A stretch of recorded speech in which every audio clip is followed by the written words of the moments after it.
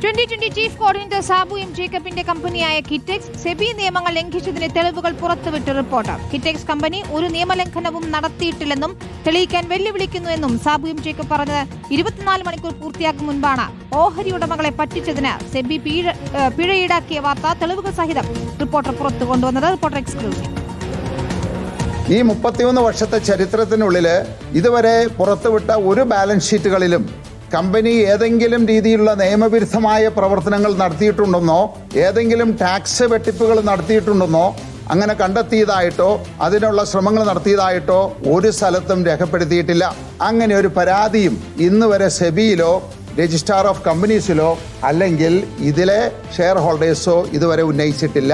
ഇന്നലെ വൈകിട്ടാണ് Sabu M Jacob ഇങ്ങനെ പറഞ്ഞത്. ഒരു ദിവസം പൂർത്തിയാകും മുമ്പ് തന്നെ കിറ്റെക്സ് കമ്പനി നടത്തിയ ഗുരുതരമായ നിയമലംഘനം റിപ്പോർട്ടർ പുറത്തുവിട്ടു. കിറ്റെക്സിന്റെ ഓഹരി ഉടമകളെ പറ്റിച്ചതിന് 11 ലക്ഷം രൂപയാണ് സെബി പിഴയിട്ടത്.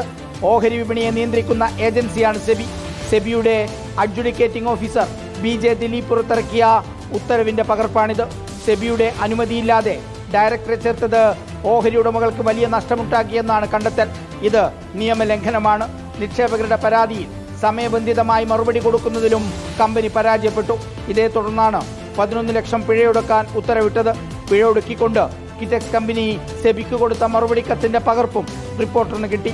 സെബി അടക്കമുള്ള ഏജൻസികൾ ഒരു നിയമലംഘനവും 31 വർഷത്തിനിടെ കണ്ടെത്തിയില്ലെന്ന സാബു എം ജേക്കബിന്റെ വാദം ഇതോടെ പൊളിയുകയാണ്.